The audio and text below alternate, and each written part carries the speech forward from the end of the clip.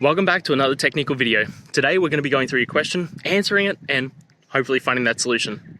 Guys, remember to stay just a little bit crazy like me, and hopefully get to that resolution. Now, let's continue on.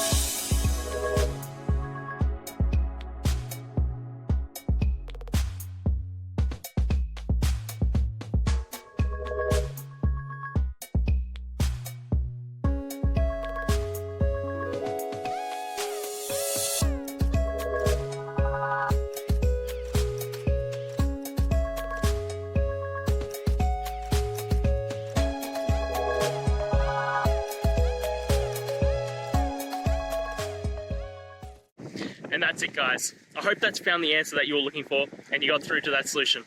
If you did, please hit the subscribe button. I'd really appreciate it. And until the next time you have a technical issue, I'll see ya. Have a good one.